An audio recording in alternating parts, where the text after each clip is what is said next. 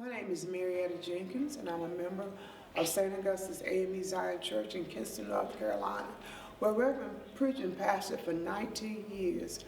My children were small when he came, and his children were too. They were babies. So I actually watched them grow up, and he watched mine grow up. He was a loving pastor, and he loved children. We had never had so many children in our church until Reverend Pridgen came. He was a man that would not take no for an answer when he wanted something. He loved the people, and you could feel it when you walked through the door. Sometimes you didn't want to do certain things because it seemed hard. Oh, you can do it. That's what he said. You're the best person for the job. I got in more trouble at this church with Reverend Pridgen telling me what I could do, but I'm still doing it.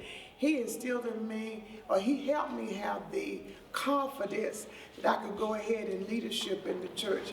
I've always been the kind of person who took a back seat, but he taught me how to take the front seat. I love Reverend Pridgen, and I love his family. We miss him dearly. We grew while he was here. We purchased a lot of land. We paid off our first mortgage, which was wonderful. And we did a lot of remodeling in the church because our church, we'd been here a while, but we needed new things, new pews, new rugs. Everything runs out. You know, when you have it's just like a house, your home. This is our church home. He believed in it being comfortable for our parishioners. He believed that if you couldn't help the stranger in the street, then what was your purpose? God said, feed the hungry, and he believed in feeding. He didn't believe in killing chickens, as we say. He believed in giving from your heart, and that's what we did. He taught us a lot. He's a wonderful person.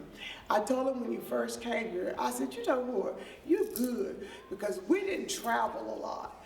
But when Reverend Pridgen came, we traveled. We'd follow him anywhere because we knew he was doing the work of the Lord.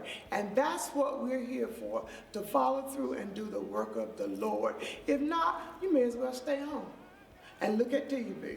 But he said, but you have to want to be here. And he made you want to come to church on Sunday morning because you knew you were going to get fed and it was going to be good. And it always was good. Somebody asked me once, does he preach like that every day?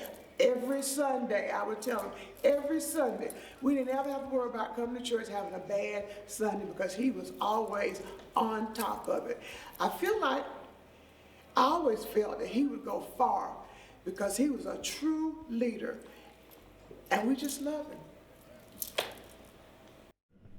He said, I want you to follow me as I follow Christ. What did he say? And that's what he would say a lot. He said, because I'm going to follow Christ. And he did.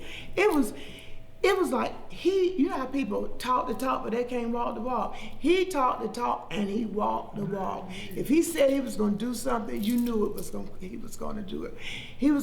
When my father was deathly ill, and he was at the hospital in Chapel Hill. We were sitting there eating lunch at the K&W cafeteria, and he walked in. And I said, well, how did he know where we were? My dad had told him that we'd gone out to eat. He had already been up to see my father. I cried because it meant so much to me for him to be there. When my father had his first major surgery at our hospital here, I looked up, and there he was. He was always there to help, to give that prayer, to give that encouragement. And that's the kind of person he is. That's the kind of a man we want. He will help you to walk your walk and talk your talk. He will. He was just good. And when he would go to different conferences, we go to conference meetings and stuff, and when Reverend Pridgen would preside, be the preacher, oh man, you had the young preachers sitting back, listening to him. Even the bishop, he got so powerful speaking that he knew the word, that people said Reverend Pridgen would preach. They would stand there and they would look at him, man. They would praise him, cheer him on. Never seen nobody say, oh, he couldn't preach. And the guy, a lot of them was trying to copy his style. That's how he was. And he read the Bible, he knew the Bible. He I always knew the said he Bible. was gifted. You know, he often said when he came down from the little Whiteville, a little country place, we went down there to see where he stayed at. Yes, the we did. We've been having air conditioning where the wind blow in one way, blow out the other way, you know, and talk about his dad and mom and all them, you know, about how he loved people. And say he always been that way. He said, don't forget where you come from. Love what he one said. another. He said, a church that love one another, unite one another, gonna stay together. He said, that's all you gotta do. Do your part, don't worry.